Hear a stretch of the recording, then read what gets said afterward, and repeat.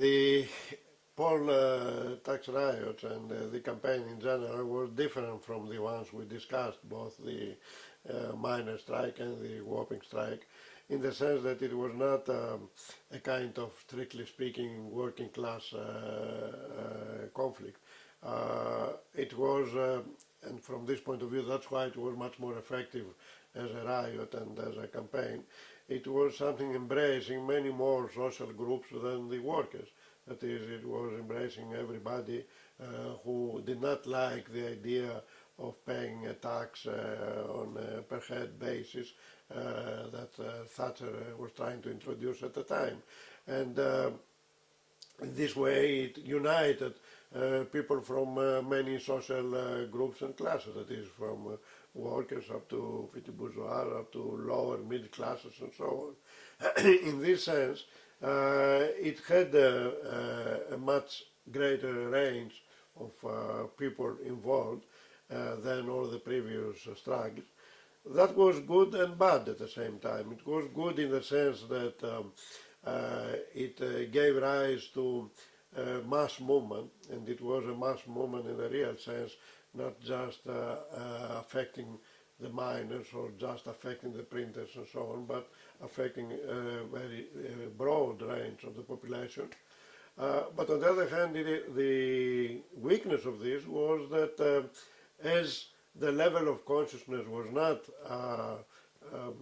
focused on a particular, or say, any kind of anti-systemic demands and so on, because implicitly, if not explicitly, both the working class, the miner strike and the printer strike were expressing class issues, were expressing indirectly, if you like, anti-systemic demands.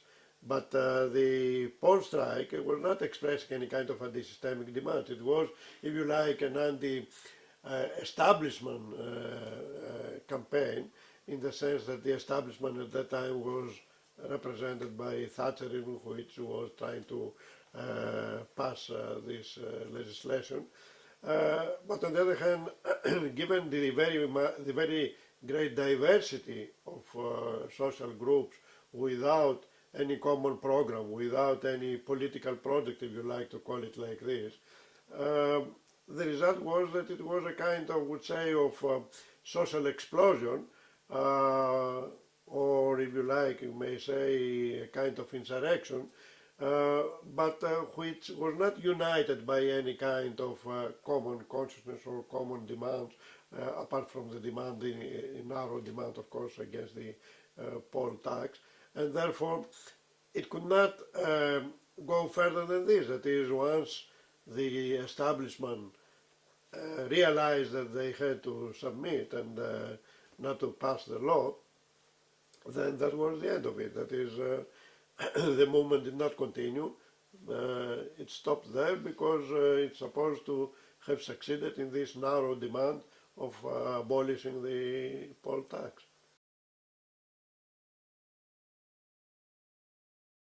Of Thatcher as a personal administration of Mrs. Thatcher, yeah, it was, because it showed to the establishment that Thatcher was not very much in control of the significant part of the population that is needed so that they could control the country, but not, of course, by any means of Thatcherism, because, as we know, Thatcherism under different names, as Blairism, etc., continue up to date.